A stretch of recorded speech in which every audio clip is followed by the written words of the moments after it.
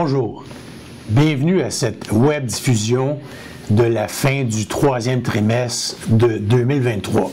Je serai à l'extérieur du pays au début octobre, ce qui fait que j'enregistre cette capsule de notre web diffusion 2 jours avant la fin du trimestre.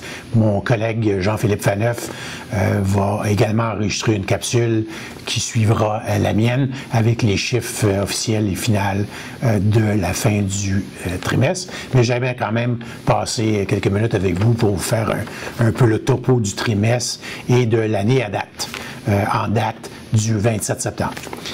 L'économie en général a continué à bien se comporter au cours du troisième trimestre.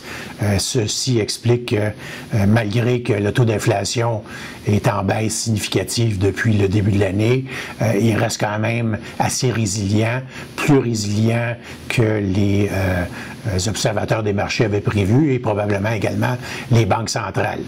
C'est ce qui explique pourquoi dans le dernier mois, les marchés ont été un peu secoués. On va y revenir dans quelques secondes, mais essentiellement, les marchés ont reculé de façon relativement importante au mois de septembre parce que le concept du longer for longer, c'est-à-dire higher for longer, c'est-à-dire que le marché se fait une idée que les taux d'intérêt, contrairement à la pensée qu'ils ont depuis le début de l'année, que la hausse était terminée, mais surtout que les taux étaient pour commencer à baisser en fin de cette année. Je pense que la rhétorique commence à changer et les gens commencent à escompter et utiliser des taux d'intérêt pas nécessairement plus élevés qu'aujourd'hui, mais contrairement à la pensée qui était pour baisser, bien, ils vont probablement rester à ces niveaux-ci pendant un bout encore. Donc, il y a un reset dans les évaluations de marché. C'est ce qui explique certaines turbulences, et en particulier l'économie américaine, mais c'est vrai pour la plupart des industries des pays développés. Les économies vont relativement bien. Fait que on est comme sur le tranchant d'un couteau. Si l'économie continue à bien aller et manifester la même vigueur qu'elle a depuis un an, ben ça crée de la résistance au niveau de l'inflation. L'inflation pourrait se maintenir pendant plus longtemps, donc ça crée une inquiétude au niveau des taux d'intérêt. Ou le flip side, c'est que si l'économie commence à ralentir, ben il y a une possibilité d'une récession. Pas que c'est la fin du monde, mais ça pourrait créer un remous économique pendant quelques trimestres. Donc, on est un peu sur la ligne qui sépare ces deux scénarios-là en ce moment. Le réajustement économique et dans les marchés que l'on connaît depuis quelques années et qui provoque la hausse des taux d'intérêt. Cet ajustement-là, un environnement de taux plus élevé, continue à se faire. Je pense qu'il y en a une bonne partie qui est en arrière de nous, là. Je pense qu'on en a pour des années, là. Mais les gens commencent à utiliser des taux d'intérêt plus élevés, autant pour leurs décisions d'achat de maison, au niveau des évaluations, des placements, etc. Donc, ce processus-là est bien avancé, mais il n'est pas aussi proche de la fin que les observateurs des marchés auraient pensé quand ils faisaient ces estimations-là il y a 3 mois, 6 mois. Donc, je pense que cet ajustement-là continue à se manifester. Au cours des derniers 3 mois, les marchés ont quand même bien été 2 des 3 derniers mois, sauf le mois de septembre, qui est le mois en cours, où les marchés ont reculé, autant le marché obligataire que le marché des actions, justement à cause de cette constatation-là que les taux d'intérêt vont rester plus élevés. Beaucoup de gens, pas nous, là, mais beaucoup d'observateurs qui pensaient que les taux étaient pour rebaisser en fin d'année. Je pense que le seul scénario où ça pourrait arriver, c'est l'économie ralentie de façon marquée, qui n'est pas dans les 4 pour l'instant. Mais le mois de septembre a été un mois difficile. Notre client type a vu son portefeuille baisser d'à peu près de 2,5% en septembre, qui amène la baisse au troisième trimestre à environ 1%. Donc, pas la fin du monde, mais quand même une baisse importante dans le mois de septembre. Et le moins 1% du troisième trimestre, on est à peu près à moins 8%, 1,8% pour le bloc action. Fait que si on regarde où on en est après 9 mois ou à peu près, là, à 2 jours près de fin d'année, le marché obligataire qui compose environ la moitié du portefeuille de notre client type a souffert. Les prix, pas en incluant la partie coupon d'intérêt de l'obligation, mais si on regarde uniquement le prix de l'obligation qui réagit aux variations de taux d'intérêt, mais les prix sont à la baisse de 4 après 9 mois cette année. Et donc, c'est moins pire que les 2 dernières années, là, parce que les taux ont monté, mais un peu moins dans le marché obligataire que les 2 dernières années. Mais si on remonte à peu près à l'été, fin du printemps, été 2021, donc un peu plus que 2 ans, les prix des obligations, le marché obligataire, si on isole la composante prix, qui, elle, réagit beaucoup au taux d'intérêt, est à baisse d'à peu près 20 Donc, c'est quand même très important si vous regardez qu'il y a 2 ans, vous achetiez des obligations et des taux d'intérêt de 1,5-2 %.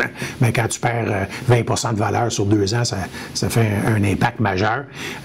Heureusement, on avait un peu prévu le coup et on avait des obligations qui avaient des durées très courtes, donc on n'a pas été affecté autant que le marché. Si on regarde cette année, la partie obligation de nos portefeuilles, où tous les titres et revenus, fait à peu près 1,5 % pour notre client type. Donc, c'est un rendement positif, 1,5 % sur 9 mois, qui est significativement mieux que le marché obligataire. Et si on isole le bloc action, on est à pas tout à fait 8 % année à date. Ça se compare au TSX, qui est à peu près la bourse canadienne, 1 % année à date. Le Dow Jones, qui a pas une composante technologique importante, est à peu près 1 %. Fait que la seule chose qui au niveau des grands indices, qui a fait un peu mieux cette année, c'est ce qui touche à la technologie. Ce qui explique pourquoi le Standard & Poor's 500 et la Nasdaq ont des rendements pas mal moins élevés dans le dernier mois, là, mais sur l'année à date quand même important. Notre bloc action à l'extérieur du Canada fait près de 11 %. Ça se compare à l'indice boursier mondial, Morgan Stanley, qui a fait 7 %, donc une contribution favorable importante. Donc, puis si on isole notre fonds Sabius, qu'on a lancé en fin d'année, début cette année, qui fait un rendement d'à peu près 12 % à date, c'est significativement mieux que la très, très vaste majorité des fonds comparables évalués par Morningstar. On est numéro 2 sur environ 400 fonds au Canada. Donc, on réussit à bien faire. Donc, si on combine tous ces éléments-là, pour nous, c'est une année satisfaisante compte tenu d'un contexte relativement difficile de volatilité, contexte géopolitique pas évident non plus. Donc, on s'en tire bien dans la plupart des composantes de gestion, autant revenus fixes qu'actions de nos portefeuilles. Et on espère qu'on va continuer à créer de la valeur comme on le fait cette année et dans les dernières années. Fait que je vous remercie de votre attention. Je cède la parole à mon collègue Jean-Philippe qui va vous donner les chiffres officiels de fin de trimestre. Merci. Merci Marc. Bonjour chers clients. Donc, comme Marc l'a mentionné au début de la webcast, je vais vous donner les chiffres à jour en date du 30 septembre 2023. Donc, notre client type, qui est 50 % en actions, 50 % en titre revenu fixe, est à 5,4 % depuis le début de l'année, tandis que notre bloc action, donc les clients qui sont 100 % actions, ont fait du 8,4 %. Si on isole la partie revenus fixes, donc des titres obligataires du portefeuille, nous sommes environ à 1,3 % depuis le début de l'année. Et notre mandat Sabius, qui est le mandat qu'on gère à l'interne pour nos clients, lui est à 13,3 % depuis le début de l'année. Si on met ça en contexte, donc si on compare aux indices de référence, l'indice canadien boursier, donc le TSX, lui est à 3,4 % depuis le début de l'année, tandis que le revenu fixe canadien est à moins 1,5 %. Donc, en général, on fait mieux que nos indices de référence. Puis aussi, si vous demandez pourquoi est-ce que je ne devrais pas aller en CPG, les CPG 5 ans, présentement, vous donnent environ du 5 %, tandis que si on regarde notre revenu fixe et on le garde jusqu'à échéance, on fait du 6,1 %. Donc 20 % plus avantageux que si on allait en certificat de dépôt garanti. Donc, merci de votre confiance et à la prochaine.